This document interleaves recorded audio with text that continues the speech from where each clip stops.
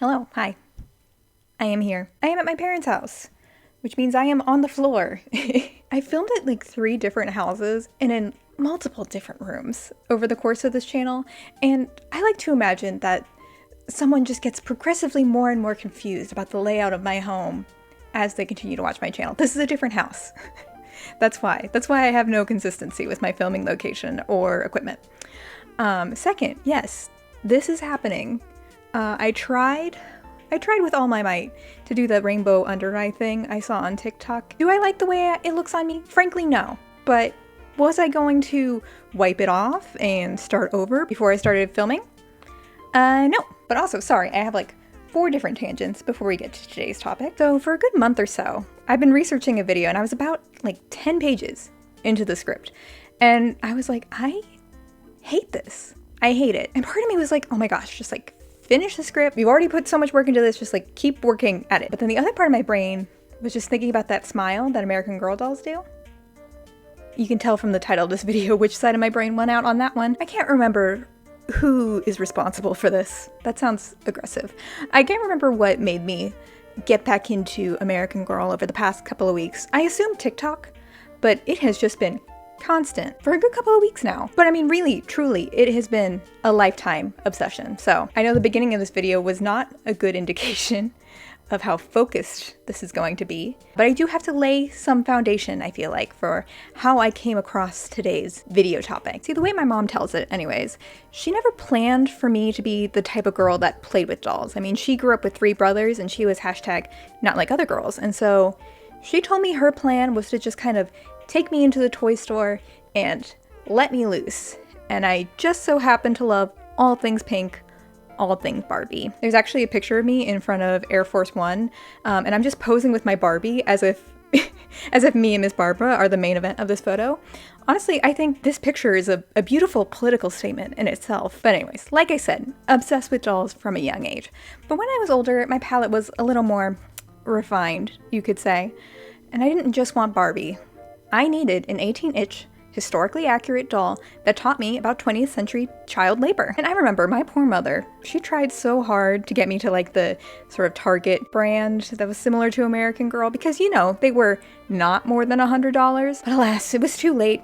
Capitalism had already swallowed me whole by this point, and I demanded the real thing. Samantha was my girl, probably because she was a white girl with brown hair and bangs, and I was a white girl with brown hair and bangs. But we also had a connection. But a little over a year ago, American Girl came back into my life in a way I was not anticipating.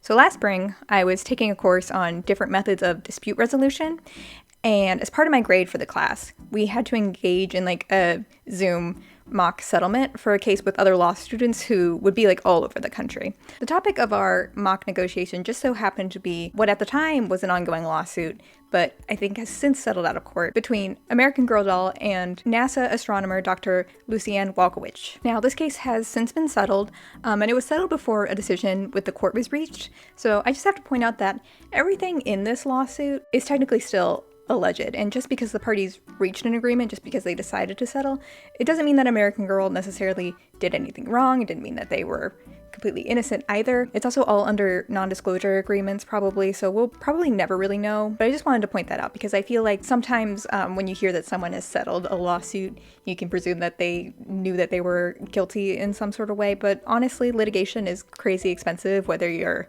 guilty or not guilty, and our legal system is flawed, so just putting that out there. Also, even though I cannot pronounce their name, Dr. Walkowicz uses they, them pronouns. But the gist of this lawsuit goes as follows. Each year since 2001, American Girl has produced what's called a Girl of the Year doll. Unlike the historical mainline dolls like Samantha or Felicity, these dolls are all meant to be children from the era that they were released in. They are also limited release, meant to be just for that year, but oftentimes, probably if they have extra stock, they'll sell the Girl of the Year a little further into the following year. But in 2018, the Girl of the Year wasn't just any girl. No, the Girl of the Year was Luciana Vega, an 11-year-old girl who wanted to be the first person on Mars. Luciana, at least to me, seemed to be part of American Girl's response to a lot of the criticism they'd been getting then and still to this day, that they, as a brand, really lack diversity, which is unfortunate because I feel like in a lot of ways they can be a very progressive and inclusive company, but I'm just gonna need y'all to put a pin in this diversity criticism because it will come up again later in the video. But Luciana was also probably a response to the criticism that the girls of the years in years prior were kind of interchangeable in terms of their personalities and interests. I mean, 3 of the girls, Marisol, Isabel, and Gabriella, were all themed around their interest in dance, and a lot of the other dolls were either interested in like the ocean, art, or animals, and they would just kind of alternate between those themes. Luciana, on the other hand, was promoted as like the STEM girl. First of all her sets are like incredible, and American Girl actually consulted with several people from NASA to ensure the accuracy of her story and design, and typically when they release the Girl of the Year, American Girl will also partner with a different organization to support a cause that relates to that girl. And so that year, AG partnered with Scholastic and Space Camp to create an educational program designed to garner interest in space travel for elementary children. Yes, you too can wear a cowboy hat and destroy the planet if you dream big enough. Now then, Dr. Walkowicz saw this doll, and they noticed that there were some suspicious similarities between the doll and themselves. First, the most obvious is the name. They are both named Luciana, which is not the most common name out there in the stratosphere. The doll's last name is also Vega, which is likely a reference to the star Vega. It's part of a constellation. It's a star in a constellation that Dr. Walkowicz has talked about publicly several times and dedicated a large part of research to. The last name connection is a little bit less convincing, at least to me, but this was not the only evidence they had. Second, the doll came with a purple streak in her hair and holographic shoes, which honestly just gives me very much 2012, 2013 Tumblr edits, but also Dr. Walkowicz was known for having purple streaks and holographic shoes. Third, I mentioned earlier that Luciana wanted to be the first person to land on Mars. Well, it just so happened that Dr. Walkowicz had given several TED Talks, some even about Mars itself, that had garnered millions of views. And coincidentally, maybe not coincidentally, Dr. Walkowicz claimed that several American Girl employees had actually been present at a lot of these famous speeches that they had given in the past. But the complaint has one particular section that has sent me down this deep rabbit hole ever since I read it last year, and I shall read it to you now. So starting on page 20 of the complaint, Dr. Walkowicz basically alleges that American Girl has a history of using other people's likeness without compensation. For instance, in 2017, defendants used the likeness of a country music star for their Girl of the Year doll, Tenny Grant, which is sold with a guitar labeled with the brand name Taylor. The author of Tenny's journal, sold with the Tenny Grant doll, also published a biography of Taylor Swift. Tenny Grant's accessories include dresses much like those Taylor Swift has worn in public concert. Now again, to be super clear, American Girl point blank denied all of these allegations in their response to the complaint, and the case never made it to discovery. So this is literally all of the evidence on this front, at least. And also, as far as I'm aware, Taylor Swift never commented on American Girl potentially ripping her off or using her likeness, so either she's not bothered by it, or frankly, she was just too busy to deal with it. But let me tell you, when I was doing my mock negotiation, a good chunk of my opponent's argument was just, well, we ripped off Taylor Swift way more and we didn't get sued for that. And again, this person was not affiliated with American Girl. They were truly just like some random guy that I met online. But it really made me want to do like my own investigation into the validity of this possible claim. And so my recent re-obsession and me abandoning a script I had been working on for weeks led me down a pretty crazy path. So Taylor, don't worry, I will not charge you for the hard-hitting journalism I've done for you today. And folks, I had no idea when I started researching this, the scandal that Tenny Grant has been involved in, it goes deeper than Taylor Swift. And if you're someone who actively follows American Girl, you probably already know what I'm talking about. But if you haven't, twists and turns. Now finally, I can tell you about the short-lived and controversial life of Miss Tenny Grant. So as far as the main American Girls, I'm excluding like the baby dolls and other stuff, there are really 3 main lines within the brand.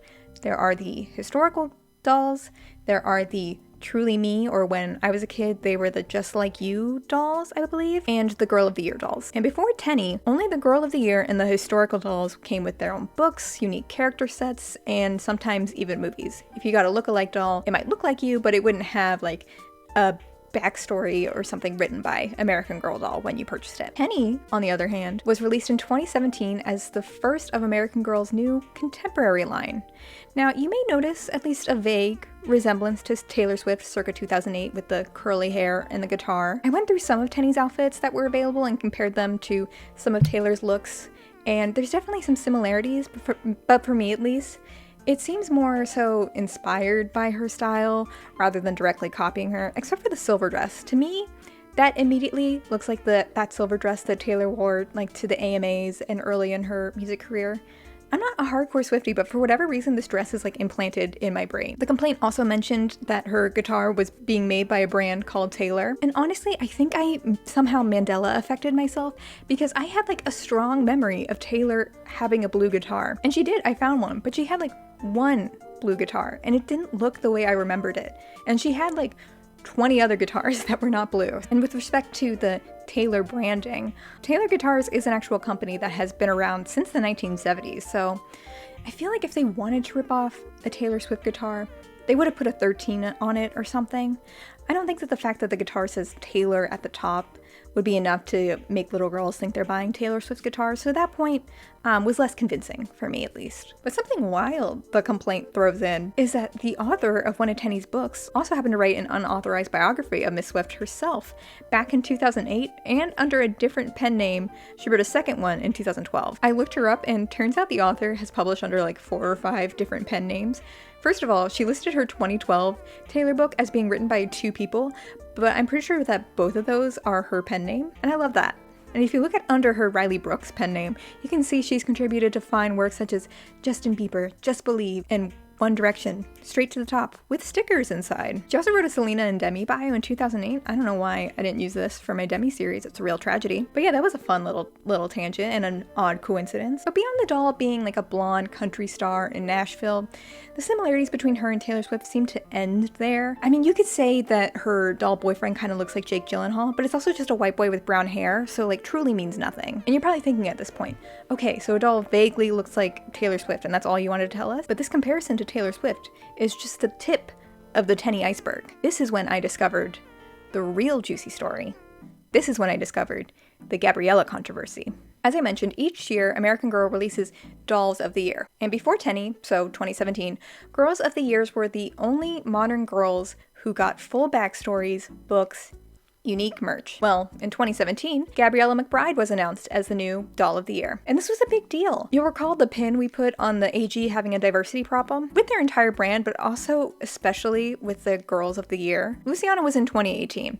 So when Gabriella was released in 2017, she was set to be only the 5th doll of color, is that the correct terminology, for the Girl of the Year line ever. She was also going to be the first Black Doll of the Year and the first girl who wasn't at least half white since 2005. Because really, if we look across the span that these dolls have existed, the Girl of the Years have almost entirely been blonde girls who like music, dance, or art with some sort of variation. People who weren't at least partially white were basically getting crumbs for representation. And to me, what makes this odd is that it's not as though American Girl is like incapable of making diverse dolls. Like they have a lookalike line where you can essentially pick out a doll that looks like a lot of different people. I mean, there's different hair types, skin tones. You can even get a doll without a wig if a child is going through chemo or experiencing hair loss and wants a doll that looks like them. And also, American Girl has made dolls that are carefully researched, drawn from diverse experience, and represent more than just like white girls. But almost all of them have been shelved or limited releases. And I don't think it's crazy to say that maybe having Gabriella and Luciana as Girls of the Years were at least in part responses to this mounting criticism. Gabriella was also the first doll to have a stated disability in the line. A large part of her story arc is that she has a stutter and attends speech therapy and really finds joy in art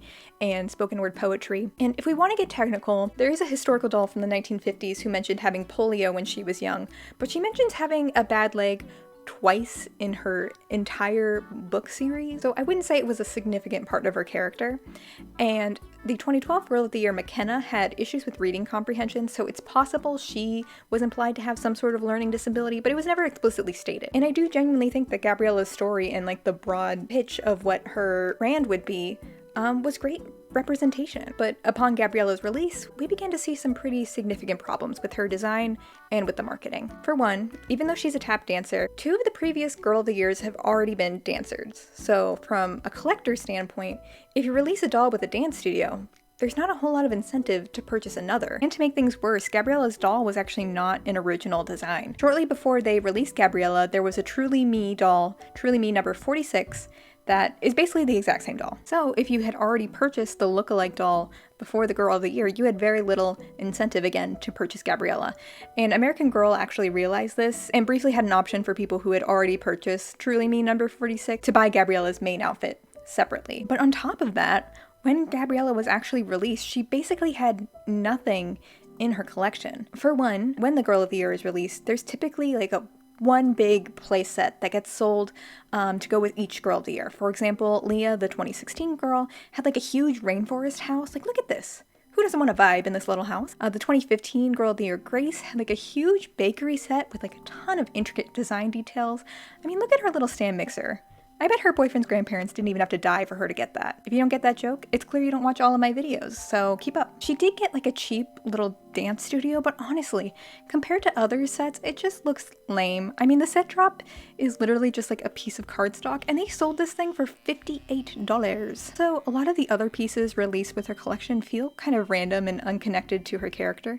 Like, what is this cupcake set doing here? How is this related to her at all? Also, upon release, she only had 2 books, with a third to be released later that year. And she did get more outfits and sets as time went on. She got a loft bedroom set, which is pretty cute, and she had a little performance case set. And I personally am not crazy about the outfit that she comes in. I feel like it looks kind of cheap to me, but a lot of the outfits you could buy for her I do think are actually pretty cute. Gabriella was also the first Girl of the Year since 2011 not to get a movie tie-in for her doll. Now, to be fair, as far as I can tell, they're not making American Girl doll movies anymore, which is a tragedy. I loved them growing up. But I think with the success of social media and YouTube videos, it doesn't necessarily make sense to have a full film production every year. But still, that's one less thing to promote a doll who already is coming out with like half a collection. Okay, so the initial release wasn't perfect, but hey, American Girl has a whole year just to promote this one girl, right? Well, in February of 2017, who should American Girl release but Miss Tenny Grant? And they didn't just release Tenny.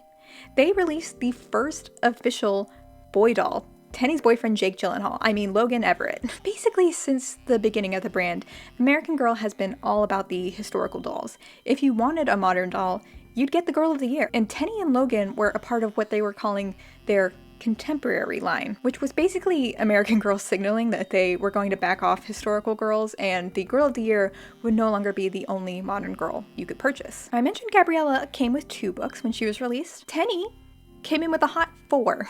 Also, unlike Gabriella, Tenny had a miniature version that you could purchase for her on release day. Gabriella didn't get hers until July. Now, in fairness, the release of Tenny was not perfect either. If I can pull up Exhibit A, Tenny is also very similar to a previous lookalike doll that American Girl ran, Truly Me doll number 24.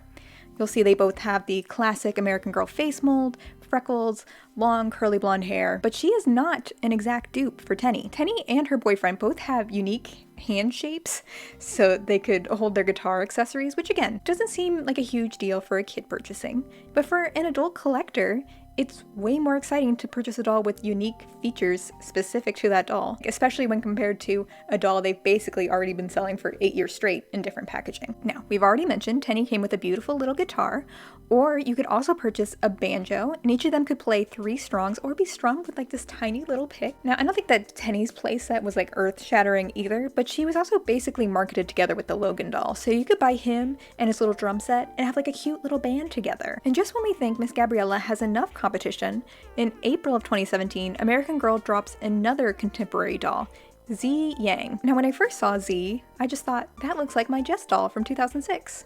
Turns out that's because she basically is. I suppose this is just the thing American Girl does nowadays. It's the same mold, they just painted the corner of her eyes to give more of a monolid effect, and they gave her a little birthmark, but exact same doll. And from what I could see from a lot of the blogs, a lot of her accessories and outfits were also apparently borrowed from previous collections. Unlike Tenny, Z did not come with the whole extensive collection when she was released. Just her outfit, a book, and some accessories. So Gabriella, the first Black disabled Girl of the Year, and she just so happened to have a small collection and is totally overshadowed by a new doll line that primarily centered on a white blonde doll. I'm sure there's no systematic implications or issues raised there.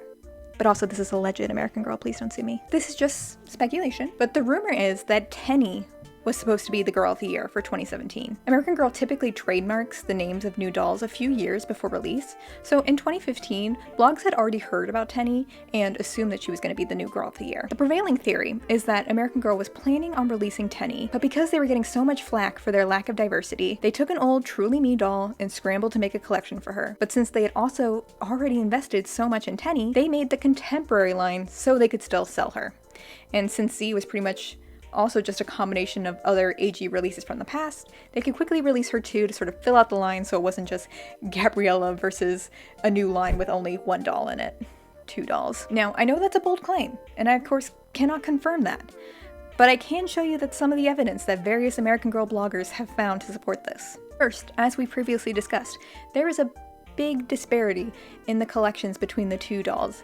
If I had to guess which one was made on a last-minute decision, I mean, I know which one I would think. Second, Gabriella's collection initially included this set of earrings you could purchase, but when Tenny was released, Tenny also had pierceable ears, so the earrings could also be used for her. Now let's enhance the image here. Alright, I know in reality, I'm sure any 10 to 12-year-old girl would wear these earrings, but I must say, to me, they look more like they were made for a little southern country star more than a tap dancer. I mean, the music notes can technically work for both, and the shade of blue is kind of similar to Gabriella's first outfit, but I don't know. They look like Tenny earrings to me. Another possible clue is that Tenny's collection was available at Kohl's. Side note, do y'all think Kohl's Cash is going to become the next Bitcoin? I hope so. Now, what's interesting about this is that Kohl's had only just started carrying American Girl about a year prior. Which dolls did they carry the year prior? The 2016 Girl of the Year. Leah. Another thing. Typically, at the beginning of the year when they're released, there'll be limited release items for the people who first purchased the dolls. These are called giveaway items. And the girls for 2015 and 2016 both had giveaway items come in these like little envelopes. Both Tenny and Gabriella had giveaway items. But look what Tenny's giveaway item came in. I also saw on some fan wikis that there were rumors about a Tenny movie that was hinted at on American Girl's social media, but I couldn't find anything resembling that. If any American Girl bloggers are in the comments and they want to correct me, feel free. Now, to be fair, it is possible that it's true that Gabriella replaced Tenny, but it was for reasons other than American Girl not wanting to be called racist. Like maybe they were working on Tenny and they couldn't get the hands right or something, and so they decided rather than release the Girl of the Year late, they just recycled the Truly Me doll. They had just retired, and maybe they were just totally blind to their diversity problem, which is honestly also possible. And we'll probably never know for sure. Even though Gabriella was the Girl of the Year for 2017, they continued to sell her well into 2018. And the whole crew, the contemporary line and Gabriella, were all retired at the end of 2018. So the contemporary line that only featured 3 dolls was discontinued by the brand less than 2 years after making its debut. So that's what I've been thinking about for the past couple of weeks. I don't know if American Girl intentionally copied Miss Swift or Dr. Walkowicz. I also don't know if they intentionally released a half-baked line for the first Black disabled doll, but it certainly doesn't leave me excited about the brand. You know, they definitely tried to make an effort. I would say it's at least better than when I was a kid. I mean, in 2016, just before all of this, they released a Black singer and civil rights activist from the 1960s, and like, look at her. She's adorable. They also, later in 2017, released Nania, who is a multiracial girl living in Hawaii in the 1940s, and when I was a kid, Molly was the only option from this time period. And like her or not, I know Molly is a controversial figure. Molly's experience of World War II was a very white, suburban one, and I do appreciate the brand trying to incorporate at least some of the impact that was felt by Hawaiians and Asian Americans, especially in this time, because there are gaps in their historical line, for sure. But I remember being 6 years old, seeing Samantha, and just being excited to see a doll that looked like me. And Samantha was far and away not the only doll that looked like me growing up. I had so many options. And even though I think the Addie doll has been as thoughtfully designed as like she could be for like an escaped slave doll that is sold by a for-profit company, she is an escaped slave doll. And I have to feel like if you're a young Black girl, maybe that backstory is a little too heavy, but that was the only option. And now that this Gabriella debacle has happened, American Girl can say to their shareholders, look, we tried selling a Black doll. She just didn't sell well. Never mind the fact that they didn't give her nearly the same marketing, design budget, and love that they did to a blonde girl released just a month later. Like, I still enjoy the American Girl brand, especially in like a nostalgic sense, and I think in a lot of ways they've made strides that other toy companies frankly haven't. But capitalism reigns supreme, as I say, and these companies will inevitably disappoint you. I hope you all found this as interesting as I did. I also have not forgotten about H2O. I will be watching season 3 and just completing the trifecta. I think that's appropriate. If you like me, if you like the content I make, feel free to like, comment, subscribe, and I will see y'all in the next one.